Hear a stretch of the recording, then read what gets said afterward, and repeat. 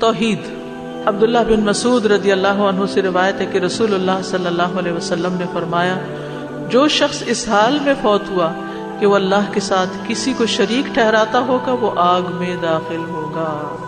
اور میں کہتا ہوں، یہ راوی کہتے ہیں، جو شخص اس حال میں فوت ہوا کہ اللہ کے ساتھ کسی کو شریک نہیں ٹھہراتا وہ جنت میں داخل ہوگا۔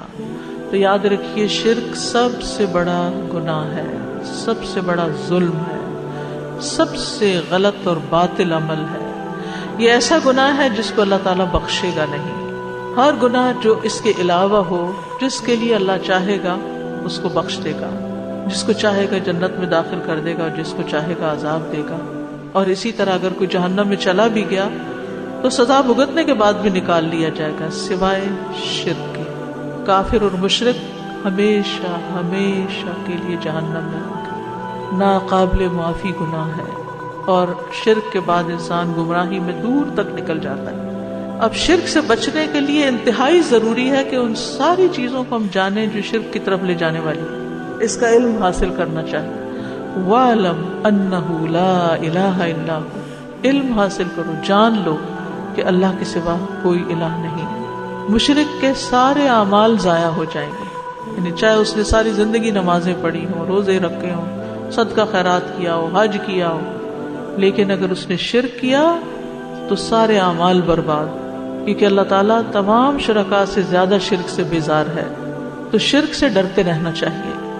ابو موسیٰ اشعری سے مروی ہے کہ ایک دن رسول اللہ صلی اللہ علیہ وسلم نے ہمیں خطبہ دیا، فرمایا، اے لوگو، اس شرک سے بچو، کیونکہ اس کی آہٹ چیونٹی کی آہٹ سے بھی ہلکی ہوتی ہے، پتہ ہی نہیں چلتا اور انسان شرک میں مبتلا ہو جاتا ہے، اس سے اور بھی خطرناک ہے۔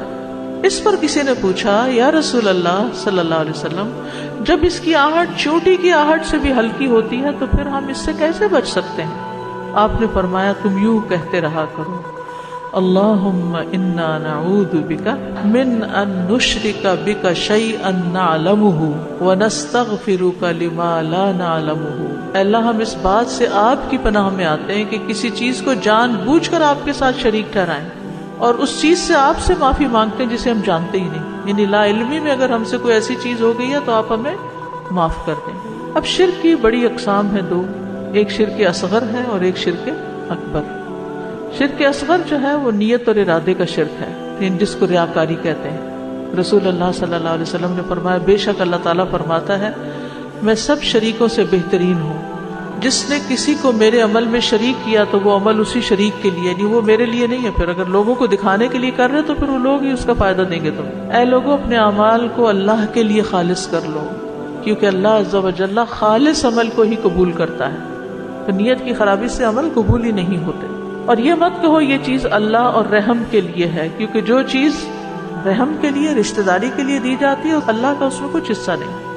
تو مطلب کیا ہے کہ پھر رشتہ داروں کو دیتے ہوئے بھی اللہ کی رضا مد نظر ہو، اور یہ نہ کہو کہ یہ چیز اللہ کے لیے اور تمہارے لیے ہے، یہ اللہ کے لیے اور تمہارے لیے، یہ بھی نہیں کہنا چاہیے۔ اللہ کے ساتھ تم کو شریک کر رہے ہیں بیچ میں، بس وہ تمہارے ہی لیے ہوگی، اللہ کے لیے اس میں کچھ حصہ نہیں۔ یعنی ہم یہ نہیں کر سکتے کہ یہ صدقہ ہم اللہ کے نام پر اور آپ کے نام پر کر رہے ہیں، نہیں، صرف اللہ کے لیے۔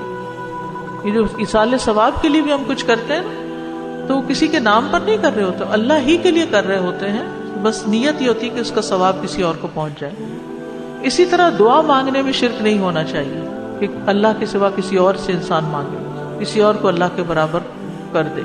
پھر اطاعت میں شرک، انسان اللہ کے ساتھ کسی اور کو الہ بنا لے، جیسے نصارہ نے کیا تھا کہ انہوں نے علماء اور درویشوں کو اللہ کے سوا اپنا رب بنا لیا، اور مسیح ابن مریم کو بھی، حالانکہ انہیں حکم دیا گیا تھا کہ اللہ کے سوا کسی کی عبادت نہ کریں جس کے سوا کوئی الہ نہیں، اور وہ ان چیزوں سے پاک ہے جو وہ شریک ٹھہراتے ہیں۔